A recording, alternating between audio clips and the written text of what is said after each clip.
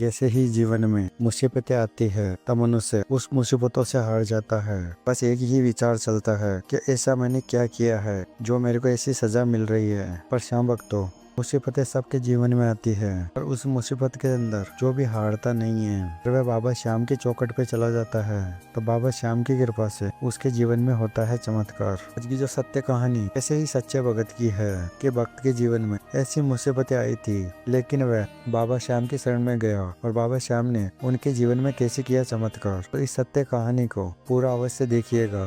कहते हैं कि जो बाबा श्याम की सच्ची कहानी को पूरा अवश्य सुनता है उसके ऊपर खाटू वाले की कृपा बनी रहती है, बाबा श्याम की कृपा बनी रहती है। अरे इस चलन का बस एक ही महत्व है कि लोगों तक बाबा श्याम की सच्ची कहानियां सुनाएं, चमत्कार से जुड़ी हुई सच्ची कहानियां सुनाएं। आपके अपने ही चैनल को सब्सक्राइब अवश्य करिएगा और बाबा श्याम की फैमिली में जुड़ जाएगा। तो आज की जो सत्य कहानी है यूपी में रहने वाले विशाल की है। एक प्राइवेट नौकरी करते थे। उस नौकरी से खाने पीने का ही खर्चा वही निकल पाता था।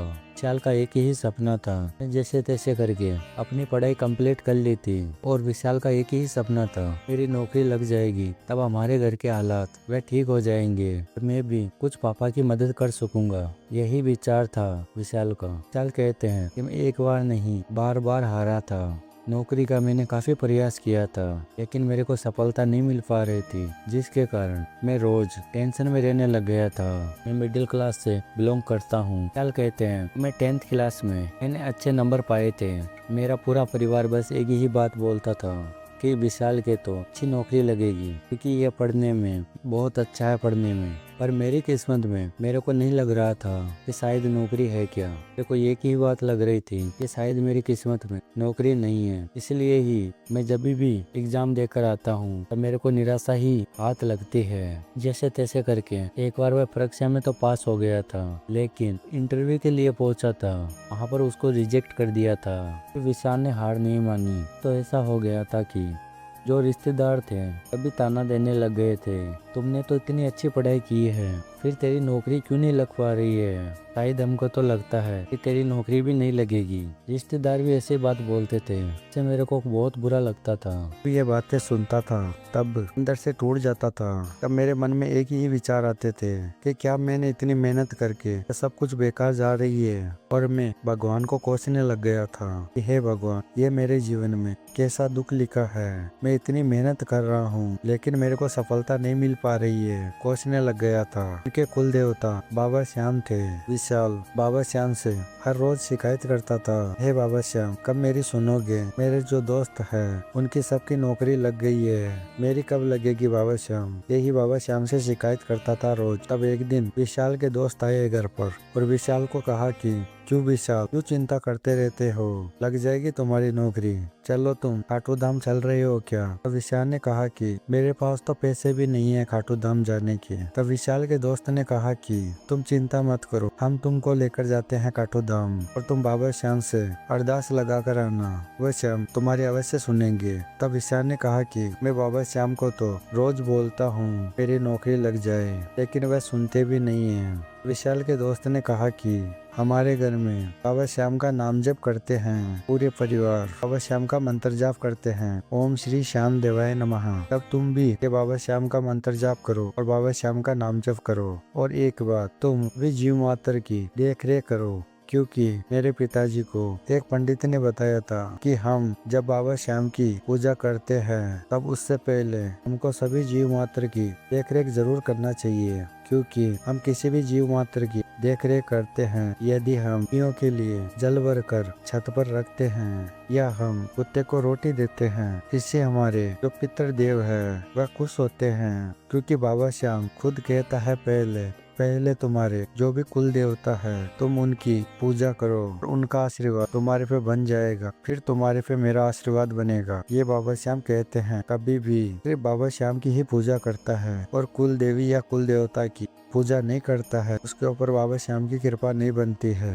इस बात का ध्यान रखना चाहिए। अगर हम जितनी जीव मात्र की देख रेख करेंगे तो उतनी ही हमारी शीघ्रता से जो भी काम रुके हुए हैं वह बनेंगे। हमारे पितृ देवता या कुल देवी और कुल देवता उनकी कृपा हो जाएगी, तब साक्षात बाबा श्याम की कृपा हमारे साथ चलने लग जाएगी। तो तुम भी यही काम करो। तब विशाल ने कहा कि चलो ठीक है, मैं तुम्हारी बात मानता हूँ और मैं कल से ही यही काम करूँगा, बाबा श्याम का नाम जप करूँगा। फिर अगले ही दिन विशाल सभी जीव मात्र की देख रेख करने के लिए लग गया और खाटू धाम के लिए चला गया अपने दोस्तों के साथ में। जब खाटू धाम पहुंचे तब 13 सीढ़ियों वाली जगह वहां पर चढ़कर बाबा श्याम के दर्शन किए।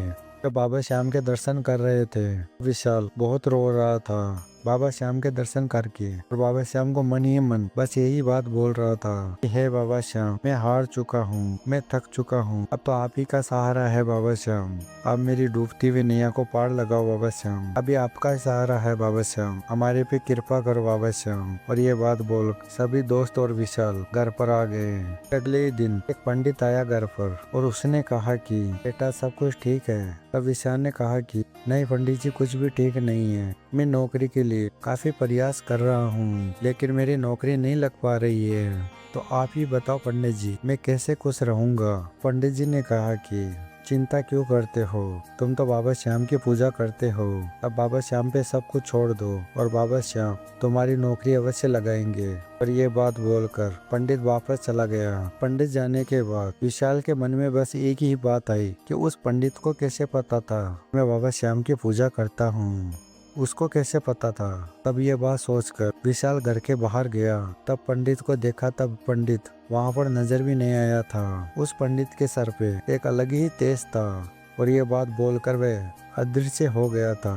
तब विशाल ने सोचा कि ऐसा कैसे हो सकता है, उनको कैसे पता है कि मैं बाबा श्याम की पूजा करता हूँ। अब विशाल के मन में बस एक ही विचार आया कि ये तो बाबा श्याम ही थे। तो बाबा श्याम ने बोला है कि नौकरी लग जाएगी, तब तो नौकरी लग ही जाएगी, मेरे को चिंता की आवश्यकता नहीं है। फिर विशाल को इस चीज का विश्वास हो गया था, बाबा श्याम की कृपा मेरे पे बन चुकी है। विशाल का विश्वास बाबा श्याम पे कई गुना हो गया था और वह सुबह श्याम जय श्री श्याम जय श्री श्याम यही नाम जप करता था। बाबा श्याम ने एक ही महीने में ऐसा विशाल के जीवन में किया चमत्कार कि एक दिन नौकरी की वैकेंसी निकली थी, तब उसने उसमें फॉर्म लगाया और एक महीने बाद उस नौकरी की एग्जाम निकले थे। तब एग्जाम देकर विशाल घर पर आया और निरंतर बाबा श्याम का नाम जप करने लग गया था। आकर बाबा श्याम से बोला कि बाबा श्याम, मैं एग्जाम देकर आया हूँ, अब आप ही का सहारा है बाबा श्याम, इस बार मेरे को निराश मत करना बाबा श्याम, मैं बहुत बार निराश हो गया हूँ एग्जाम दे देकर, अब तो मेरे को नौकरी लगवाई देना बाबा श्याम, आप ही का सहारा है बाबा श्याम। तब सुबह शाम जब भी पूजा करता था यही बात बोलता था बाबा श्याम को, और बाबा श्याम ने विशाल की अरदास जल्द ही पूरी कर दी। 2 महीने बाद उस नौकरी का रिजल्ट आता है और उसमें विशाल का सिलेक्शन हो जाता है। विशाल बेहद ही खुश था। विशाल के घर में माता पिता बेहद ही खुश थे और जो भी रिश्तेदार ये बात बोलते थे कि तुम्हारी नौकरी नहीं लगी है, तब वह भी आकर बोलने लगे कि तुम्हारी नौकरी कैसे लग गई है, हमने तो सोचा था कि शायद तुम्हारी नौकरी नहीं लगेगी क्योंकि तुम काफी प्रयास कर रहे थे लेकिन तुम्हारी नौकरी नहीं लगी थी। तब विशाल ने कहा कि ये मेरी मेहनत नहीं है, ये मेरे बाबा श्याम का चमत्कार है मेरे जीवन में जो ऐसा किया है। आगे विशाल कहते हैं, अब हमारे घर में एक अलग ही वातावरण ये रहता है बाबा श्याम की कृपा से, मैं बेहद ही खुश हूँ, ये बाबा श्याम की ही कृपा है। और मैं सभी श्याम भक्तों को बस इस चलन के माध्यम से बस यही कहना चाहता हूँ कि आपकी कितनी भी बड़ी परेशानी क्यों ना है, आप सच्चे मन से बाबा श्याम की पूजा करिए, बाबा श्याम का नाम जप करिए, देखना कि जैसे बाबा श्याम ने मेरी मनोकामना पूरी की है वैसे आपकी भी जरूर होगी, तो आपके जीवन में भी होगा चमत्कार। बस बाबा श्याम पर विश्वास बना के रखिए। तो श्याम भक्तों, आज हमने सुनाया विशाल की सत्य कहानी। यदि बाबा श्याम की महिमा आपको अच्छी लगी है तब इसे बाबा श्याम के लिए लाइक अवश्य कर देना, और अगर आप नए आए हो इस चैनल पे तो इस चैनल को सब्सक्राइब करके और भी श्याम भक्तों के साथ में इस बाबा श्याम की महिमा को शेयर करना। श्याम भक्तों, मिलते हैं अगली वीडियो में। बाबा श्याम की कृपा आपके ऊपर और आपके परिवार के ऊपर हमेशा के लिए बनी रहे। जय श्री श्याम, हरे के सहारे की जय, लख दातार की जय।